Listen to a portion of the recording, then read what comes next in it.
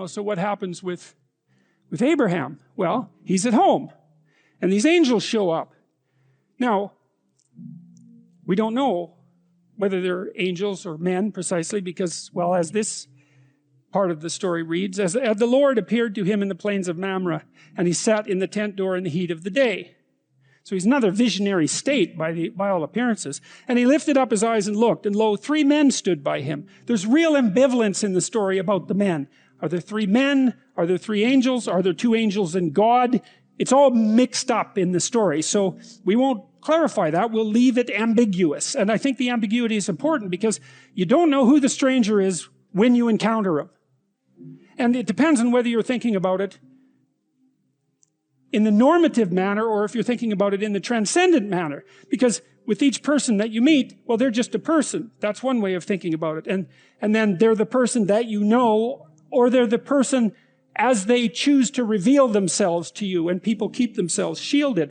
But then they're also something of great metaphysical potential, right? And you might say, well, do you believe that? And I would say, well, yes, you believe it because you expect a lot from people, generally speaking, and are not happy if they betray you.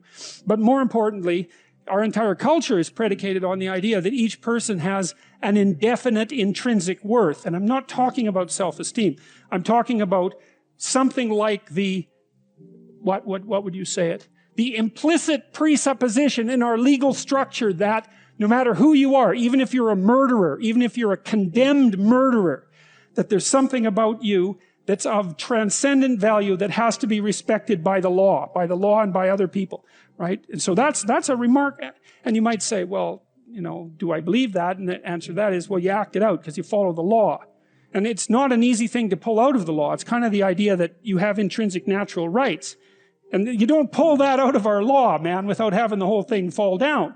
And I think the whole idea that you have intrinsic natural rights is predicated on something like the biblical hypothesis that human beings have a logos nature and that we are involved in the speaking forth of being. And as beings who are involved in the speaking forth of being, there's something about us that has to be respected by ourselves in relationship to ourselves, by ourselves in relationship to other people, but even more strangely, by ourselves in relationship to even to criminals, even to vicious criminals.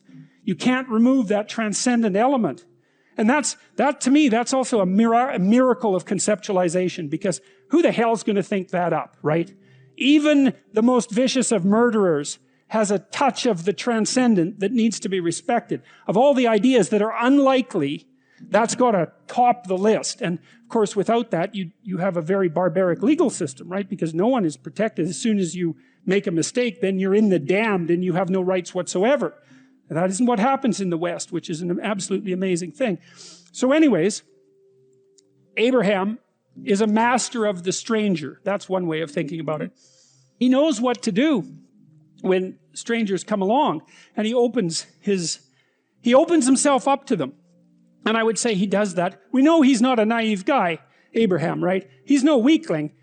A couple of stories ago, he took a big army and, went and harassed a bunch of kings and took his nephew back. He's a tough guy. And so if strangers show up and he welcomes them, it's not because he couldn't do otherwise. He could certainly do otherwise. And it's not because he isn't aware of what people can be like. He's perfectly aware of what people can be like, but he determines to take a particular attitude towards them, and that is to welcome them. And why would you do that? And I think the answer to that is you hold out your hand in trust to someone and you evoke the best from them if that's there to be given. So it's an act of courage. It's like, it isn't me meeting you exactly. Not exactly. It's more like the transcendent part of me making a gesture that allows the transcendent part of you to step forward. And that happens all the time. It happens all the time in normative discourse. You know this perfectly well, because sometimes you can have a real casual conversation with someone that just goes nowhere, right? It's just shallow as can be.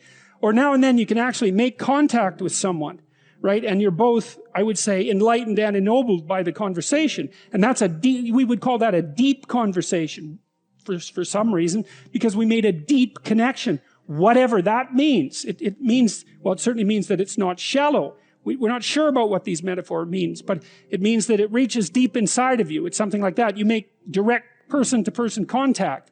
And those sorts of conversations are replenishing. That's the right way to think about it. They genuinely are. And I think that's because they provide you with that bread that's not material bread.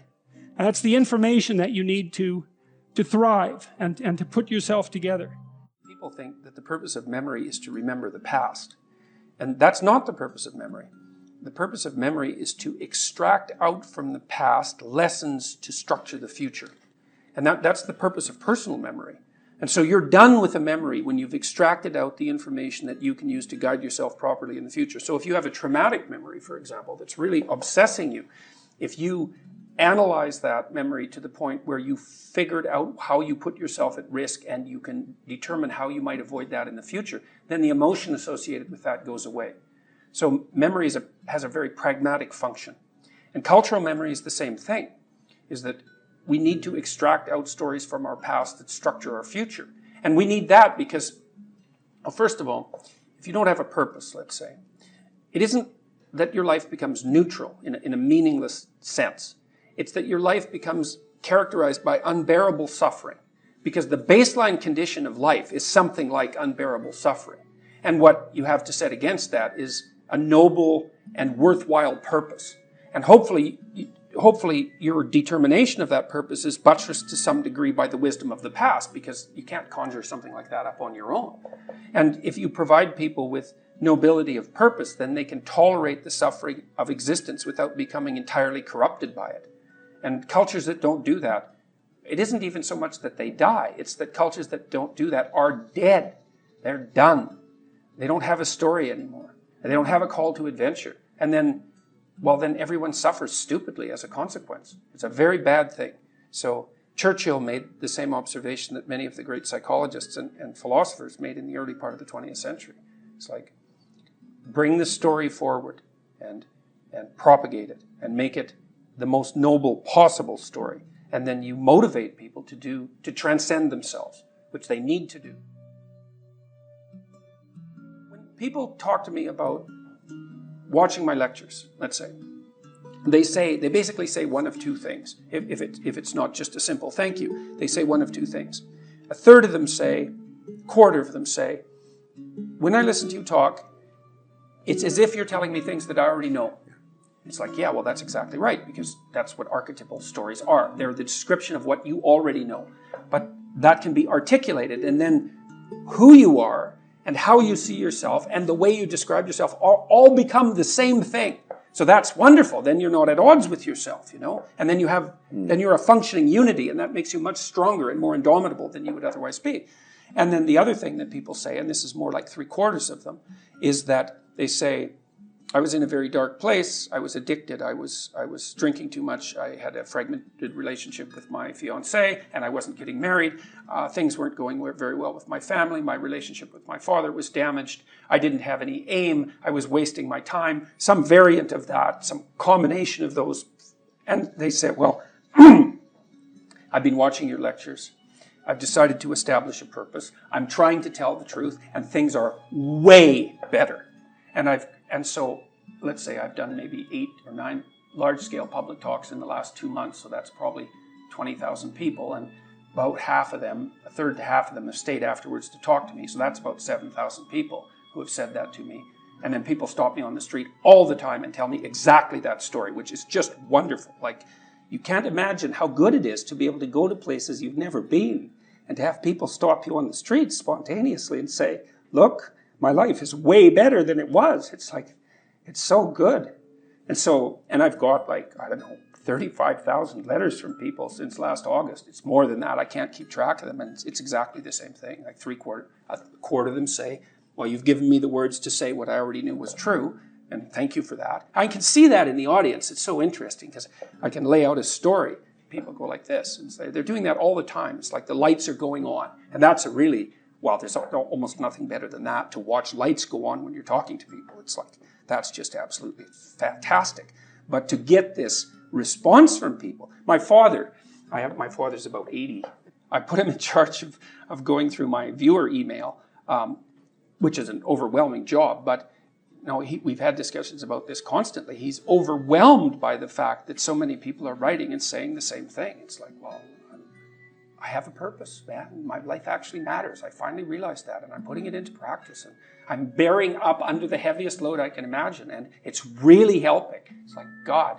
And that's tens of thousands of responses now. So you couldn't hope for anything better than that. There's zero harm in it, right? It's just people putting their lives together. They're not mucking about with other people.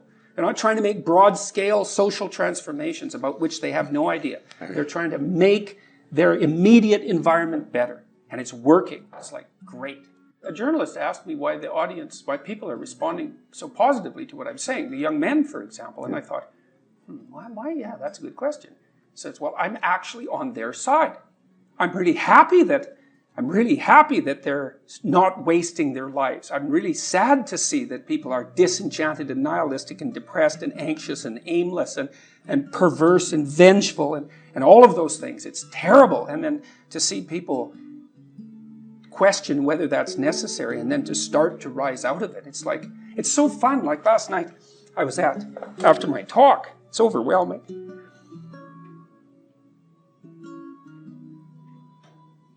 I don't usually think about these things, but I was after my talk last night, and so all these people line up, and they have their 15 seconds with me, and they're kind of tentative. They're excited and attentive when they come up to talk to me, and then they have 15 seconds of time to tell me something. I'm really listening to them, and they're hesitant about whether or not to share the good news about their life, and I think it's often because when people share good news about their life, people don't necessarily respond positively. They don't get encouragement. And people need so little encouragement. It's just unbelievable. And so they'll tell me something good, and I think, oh, that's so good. Somebody says, oh, I'm getting along way better with my father. I haven't seen him for 10 years, and now we get along. It's like, God, great. And then the power of that, you can't overstate the power of that for individuals to get their life together. The individual is an unbelievably powerful force. And every single person who gets their act together a little bit has the capacity to spread that around them. It's a chain reaction. And so it's a lovely thing to see.